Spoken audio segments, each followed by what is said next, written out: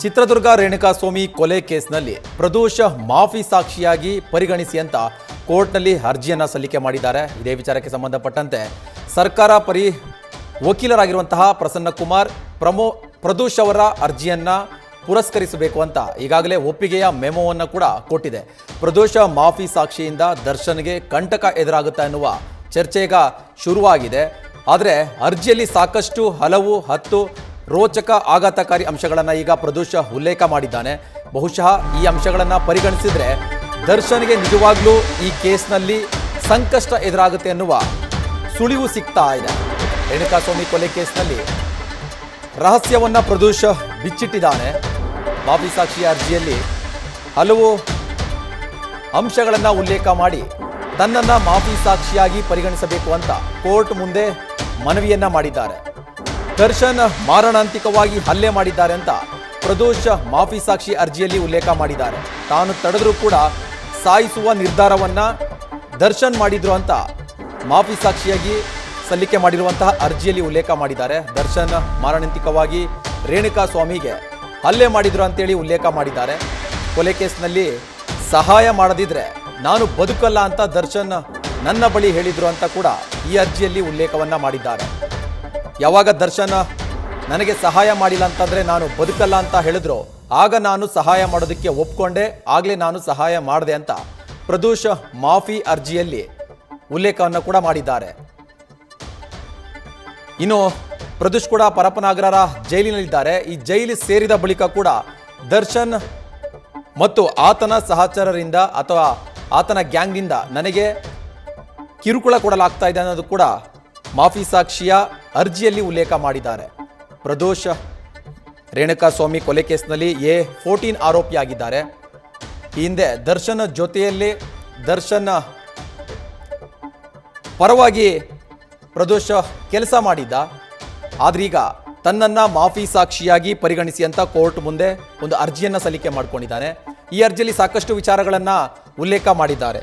ರೇಣುಕಾಸ್ವಾಮಿ ಕೊಲೆ ಕೇಸ್ನಲ್ಲಿ ನಿಜವಾಗ್ಲೂ ಆ ದಿನ ಏನಾಯಿತು, ಯಾವ ರೀತಿಯಾಗಿ ತಾನು ಆ ಕೇಸ್ನಲ್ಲಿ ಇದೀನಿ ಅನ್ನೋದ್ರ ಬಗ್ಗೆ ಕೂಡ ಈ ಅರ್ಜಿಯಲ್ಲಿ ಉಲ್ಲೇಖ ಮಾಡಿದ್ದಾರೆ. ಇನ್ನು ನೇರವಾಗಿ ದರ್ಶನ್ ವಿರುದ್ಧವಾಗಿ ಒಂದಿಷ್ಟು ಅಂಶಗಳನ್ನು ಉಲ್ಲೇಖ ಮಾಡಿದ್ದಾರೆ. ನಾನು ತಡೆದರೂ ಕೂಡ ರೇಣುಕಾಸ್ವಾಮಿಯನ್ನ ಸಾಯಿಸುವ ನಿರ್ಧಾರವನ್ನು ದರ್ಶನ್ ಮಾಡಿದ್ರು ಅಂತೇಳಿ ಪ್ರದೋಷ್ ಈ ಅರ್ಜಿಯಲ್ಲಿ ಉಲ್ಲೇಖವನ್ನ ಮಾಡಿದ್ದಾರೆ. ರೇಣುಕಾಸ್ವಾಮಿ ಕೊಲ್ಲುವಂಥ ನಿರ್ಧಾರವನ್ನು ದರ್ಶನೇ ಮಾಡಿದ್ದು, ತಾನು ತಡೆದೆ ಅದನ್ನು ಬೇಡ ಅಂತೇಳಿ, ಒಡೆಯೋದು ಬೇಡ ಬಿಟ್ಬಿಡಿ ಸರ್ ಅಂತ ನಾನು ಕೇಳ್ಕೊಂಡ್ರು ಕೂಡ ಆತ ಅಂದರೆ ದರ್ಶನ್ ಕೇಳಲಿಲ್ಲ ಅಂತ ಪ್ರದೋಷ್ ಮಾಫಿ ಸಾಕ್ಷಿ ಅರ್ಜಿಯಲ್ಲಿ ಉಲ್ಲೇಖವನ್ನು ಮಾಡಿದ್ದಾರೆ.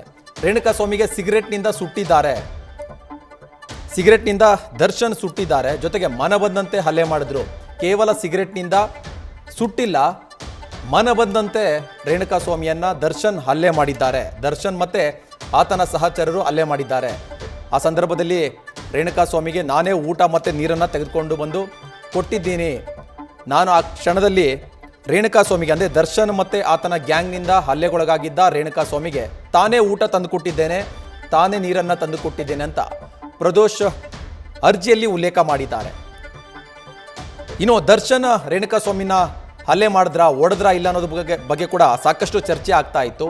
ಆದರೆ ಪ್ರದೋಷ್ ದರ್ಶನ್ ಹಲ್ಲೆ ಮಾಡಿದ್ರು ಅಂತ ನೇರವಾಗಿ ಆರೋಪ ಮಾಡಿದ್ದಾರೆ. ದರ್ಶನ್ ಸಹ ರೇಣುಕಾಸ್ವಾಮಿ ಮೇಲೆ ಮಾರಣಾಂತಿಕವಾಗಿ ಹಲ್ಲೆ ಮಾಡಿದ್ದಾರೆ ಅನ್ನೋದನ್ನ ಪ್ರದೋಷ್ ಕೋರ್ಟ್ ಮುಂದೆ ಹೇಳ್ತಾ ಇದ್ದಾರೆ.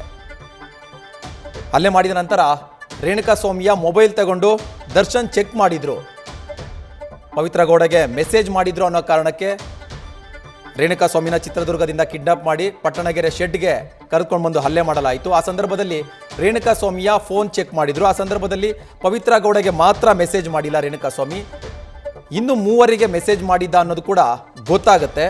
ಆ ಸಂದರ್ಭದಲ್ಲಿ ದರ್ಶನ್ ಇನ್ನಷ್ಟು ಕೋಪಕ್ಕೆ ಒಳಗಾಗ್ತಾರೆ. ಆ ಕೋಪದಿಂದ ರೇಣುಕಾಸ್ವಾಮಿ ಮೇಲೆ ಮತ್ತಷ್ಟು ಕ್ರೂರವಾಗಿ ಹಲ್ಲೆ ಮಾಡಿದ್ರು ಅಂತ ಪ್ರದೋಷ್ ಹೇಳ್ತಾರೆ. ಇನ್ನು ರೇಣುಕಾಸ್ವಾಮಿ ಡೆತ್ ಆಗಿದೆ ಅಂದರೆ ರೇಣುಕಾಸ್ವಾಮಿ ಸತ್ತಿದ್ದಾನೆ ಅಂತ ಡ್ರೈವರ್ ರವಿಶಂಕರ್ ಬಂದು ಹೇಳ್ತಾನೆ ಅನ್ನೋ ಒಂದು ವಿಚಾರವನ್ನು ಕೂಡ ಪ್ರದೋಷ್ ಹೇಳಿದ್ದಾರೆ. ಡ್ರೈವರ್ ರವಿಶಂಕರ್ ಚಿತ್ರದುರ್ಗದಿಂದ ರೇಣುಕಾಸ್ವಾಮಿಯನ್ನ ಕಿಡ್ನಾಪ್ ಮಾಡಿ ಕರೆದುಕೊಂಡು ಬಂದಿರುವಂತಹ ಆರೋಪಿ. ರೇಣುಕಾಸ್ವಾಮಿ ಕೊಲೆ ಕೇಸ್ನಲ್ಲಿ ನಾನು ಸಹಾಯ ಮಾಡಿದ್ದೇನೆ ಹೊರತು ನಾನು ಇದರಲ್ಲಿ ಭಾಗಿಯಾಗಿಲ್ಲ ಅನ್ನೋದನ್ನ ಪ್ರದೋಷ್ ಪ್ರತಿಪಾದಿಸಿಕೊಂಡಿದ್ದಾನೆ.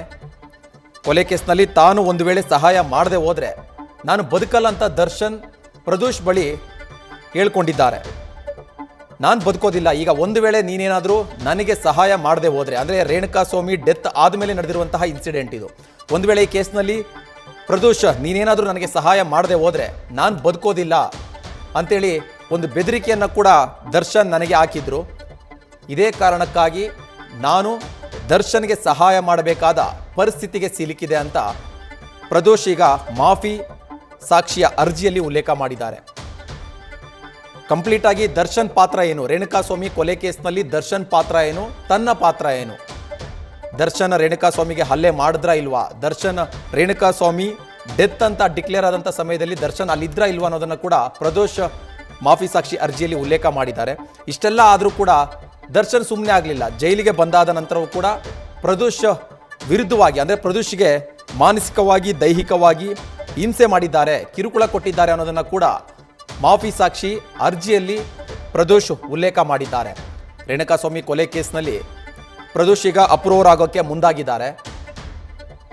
ಆರಂಭದ ದಿನಗಳಲ್ಲಿ ರೇಣುಕಾಸ್ವಾಮಿ ಕೊಲೆ ಕೇಸ್ ಬೆಳಕಿಗೆ ಬಂದಂಥ ಸಂದರ್ಭದಲ್ಲಿ ಪ್ರದೋಷ್ ಕೂಡ ಆರೋಪಿ, A14 ಈ ಕೇಸ್ನಲ್ಲಿ. ದರ್ಶನ್ ಜೊತೆ ದರ್ಶನ್ ಗ್ಯಾಂಗ್ನಲ್ಲಿ ಪ್ರದೋಷ್ ಕೂಡ ಇದ್ರು.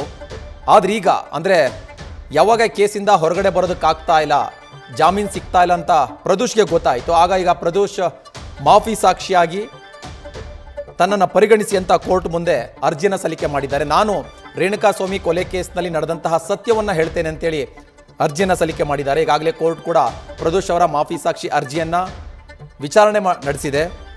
ಸರ್ಕಾರಿ ಪರ ವಕೀಲ SPP ಪ್ರಸನ್ನಕುಮಾರ್ ಅವರು ಕೂಡ ಪ್ರದೋಷ್ ಅವರ ಮಾಫಿ ಸಾಕ್ಷಿ ಅರ್ಜಿಯನ್ನು ಪರಿಗಣಿಸಬಹುದು ಅಂತ ಒಂದು ಒಪ್ಪಿಗೆಯ ಮೆಮೋವನ್ನು ಕೂಡ ಕೋರ್ಟ್ಗೆ ಸಲ್ಲಿಕೆ ಮಾಡಿದ್ದಾರೆ. ಮತ್ತೊಂದು ಕಡೆ ದರ್ಶನ್ ಪರ ವಕೀಲರು ಅದಕ್ಕೆ ಆಕ್ಷೇಪವನ್ನು ಕೂಡ ವ್ಯಕ್ತಪಡಿಸಿದ್ದಾರೆ.